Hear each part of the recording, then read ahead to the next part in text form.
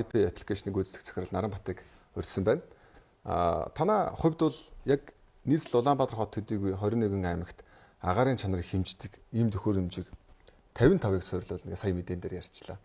Тэгэхээр энэ яг одоо ямар ид шидтэй төхөөрөмж байна? Хаана үйлдвэрлэгдсэн хүчин чадалч гэдэг юм юу хэмждэг юм? За энэ Airly гээд Porsche компани. Тэгээ Европын шилдэг стартап болж шалгарсан юм компани байж байгаа. Тэгээд давуу тал гэх юм бол хасаг 45-д гадаа байршуулад хэмжих юм болцоотой. Тэгэхээр Монголын нөхцөлд бол юм тохиромжтой. За тэгээд тоосон цар гэдэг PMI 1.2.5 10-аас гадна 4 төрлийн нэмэлт одоо агаарын чанарын үзүүлэлтүүдийг хэмжих юм болцоотой байж байгаа. Озон, азотын давхар хүчил, нүүрстөрөгчийн дутуу хүчил, хүхрийн одоо дутуу эсэлт гэдэг юм уу ийм зүрийг л хэмжих юм болцоотой байж байгаа. Тэгээ бид нэр Улаанбаатар хотод одоо байгаа 20 төхөөрөмж дээр нэмж бид нар 20-ыг нэмж байршуулснараа нийт нөгөө багтаамжийнхаа хэмжих чадамжийг нэмэгдүүлэн. За мөн орон нутагт бол зөвхөн PMI 2.5 10-ыг хэмжиж байгаа бус төрлийг нь хэмжиж чадахгүй байгаа. Аймагуд дээр бид нар нэмж 21 аймаг нэмэх нь томоохон хүн амын сууршил бүхий зох цэцгийг замын үед хар орон бор өндөрч зүг хараач гэдэг юм сумууд дээр бид нар тавьж нийлүүлэхээр хэмжилтийхээ болж байгаа. Та хэд эхний ээлжинд төлөвлөгдсөн 55 байршилд хизээ хамгийн сүүлд эцсийн байдлаар 55 болоо жигдэрх үү? Бид нэр энэ 7 хоногт Улаанбаатар хотыгоо суйрлуулад ус харин төлөвлөгөөтэй байж байгаа. Тэгээ эх 14 хоногийн дотор бол аймагуд дээрээ суйрлуулна гэсэн төлөвлөгөөтэй байж байгаа. Ааха.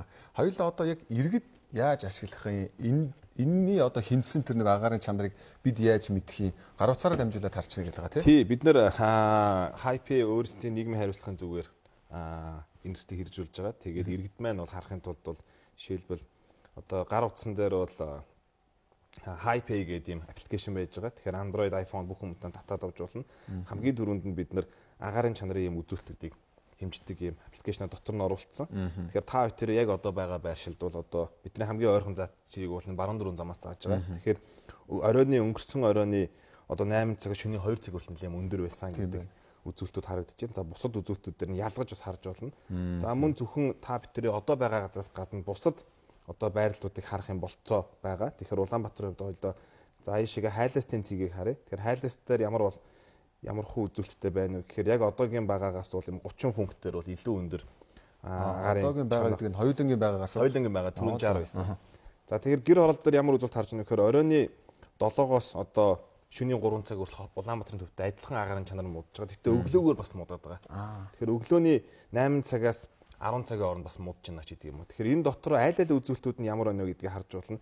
PMI 2.5 тоосон цар маань өглөө өрөөдөө өндөр байгаа бол бусад нөгөө төрлийн одоо азон ч гэдэг юм уу бусад үзүүлэлт нь бас юм жоохон хэвийн шөндөө байгаад байна ч гэдэг юм уу. Тэгэхээр иргэд бол энийг яг аль үзүүлэлт нь ямар байгаа гэдгийг юм харах болцоо бас бүрдэж байгаа гэсэн үг.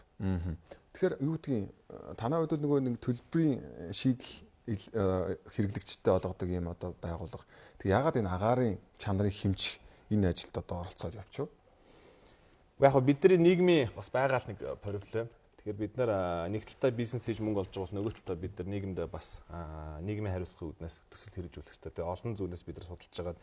Ер нь агаарын чанараа хэмждэг болоо гэдэг зүйлийг бодсон судалсан. Тэгээд улс маань бол юу гэдэг нь жилдээ нэг 2-3 төхөөрөмж авдаг. Тэр нь их олон тэрбум төгрөгийн үнэтэй ягаад тэгэхээр нүсэр том төхөөрөмж авдаг. Сүүлийн үед харин ийм жижиг авсаархан төхөөрөмжүүд гарч ирсэн учраас бид нар бараг 2 жил хилцээр хийж байгаад Монголд тахт болон Төв Азийн эрхийг аваад ингээд нэвтрүүлтийг хийгээд ингээд эхэлж байгаа. Тэгээ яг хоёр үндсэн зорилготой. Нэг нь иргэн танд та ямар орчинд ямар байдлаар амьдарч байгааг мэдэх хэрэгтэй. Тэг мэдлээгээд яах гэдэг нь вэ гэхээр нөгөө амьдралынхаа үйлд хэрэгтэй одоо хэрэгжүүлэх гэдэг. Орой их утаатайхан бид рекомендашн өгөх юм бол та цонхоо хаа.